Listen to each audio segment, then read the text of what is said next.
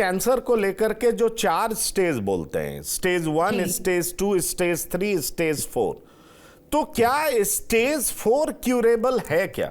क्योंकि कहा यह जाता है कि स्टेज 1 क्यूरेबल है, 2 भी क्यूरेबल हो जाता है, स्टेज 4 में क्योर होने के चांसेस बहुत कम होते हैं, मिनिमम होते हैं। सच्चाई क्या है? क्योंकि स्टेज 4 के बारे में कहा जाता है मेटास्टेसिस हो चुका है, मतलब एक ऑर्गन से कई ऑर्गन में उसका फैलाव हो जाता है। सवाल ये उठता है कि इस स्टेज के पेशेंट को, मैं चाहूंगा हर स्टेज के बारे में आप बता दें, और साथ ही साथ 4th स्टेज वाले पेशेंट के लिए भी आप क्या ये मैसेज दे सकती हैं कि उनके डिजीज का भी क्योर संभव है, उन्हें अपना होप लूज नहीं करना चाहिए?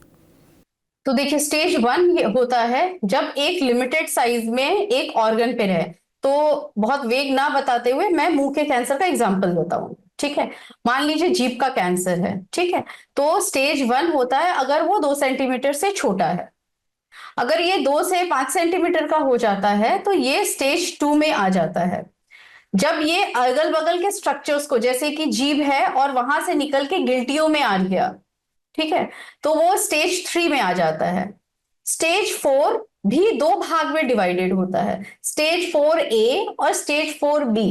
स्टेज 4A का मतलब है बीमारी अभी मुंह में ही है, गिल्टियों में है, बट जीभ से निकल के बागी जगह, जैसे जीभ से निकल के गाल में पहुंच गया, जीभ से निकल के इस चीज को हम फ्लोर ऑफ माउथ कहते हैं, यहां फैल गया, मतलब अपने स्ट्रक्चर को के अलावा अगल बगल के भी स्ट्रक्चर को पकड़ लिया है, तो ये स्टेज 4A में चला जाता है। और जब ये शरीर में फैल जाता है तो इसे स्टेज 4B कहते हैं। तो मोटा मोटा ये कहा जा सकता है कि स्टेज 4 जो है वो फैला हुआ डिजीज होता है।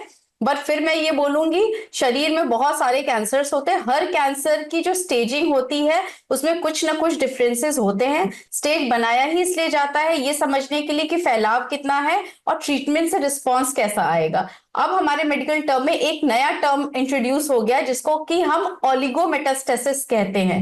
एक हो गया लोकल डिजीज जो कि फैला हुआ नहीं है, दूसरा है फैला हुआ डिजीज जिसे कि मेटास्टेसिस कहते हैं। उसके बीच का जो स्टेज होता है या बीच में का जो एक स्थिति है उसको ओलिगोमेटास्टेसिस कहते हैं, जिसमें क्या होता है कि एक स्थिति है कि पूरे शरीर में, हड्डी में, फेफड़े में, ब्रेन में बीमारी फैली हुई है, और एक स्थिति है कि सिर्फ जाके लिवर में एक गांठ पड़ गई, या हो सकता है फेफड़े में एक गांठ पड़ गया। तो 4 या 5 गांठें अगर शरीर में इधर उधर होती हैं तो वो भी पोटेंशियली क्यूरेबल होता है। पोटेंशियली क्यूरेबल का मतलब कि हम कोशिश करके उसको ठीक कर सकते हैं, लेकिन उसमें 100% की गारंटी नहीं है। हम पेशेंट्स को फॉल्स होप नहीं दे सकते कि हमने हाथ रख दिया और आप ठीक हो जाएंगे, इस तरह के फॉल्स होप नहीं देने चाहिए। हाँ, लेकिन ये जरूर बोलते हैं कि ओलिगोमेटास्टेसिस है, आप पोटेंशियली क्यूरेबल है, अगर सही तरीके से ट्रीटमेंट हुआ है तो चांसेस है कि आपकी डिजीज कंट्रोल में आ सकती है और हो सकता है ठीक भी हो सकती है, इनक्यूरेबल नहीं है। अब हम स्टेज 4 की बात करते हैं। अब मान लीजिए कोई, और कैंसर भी बहुत तरीके का होता है, कुछ कैंसर होते हैं, जैसे हम प्रोस्टेट कैंसर की बात करें, काफी बार 80 साल के मेल्स आते हैं, प्रोस्टेट कैंसर हड्डी में फैला हुआ, लेकिन वो उस कैंसर के साथ सालों साल जिंदा रहते हैं। उनकी डेथ कब कैसे होती है?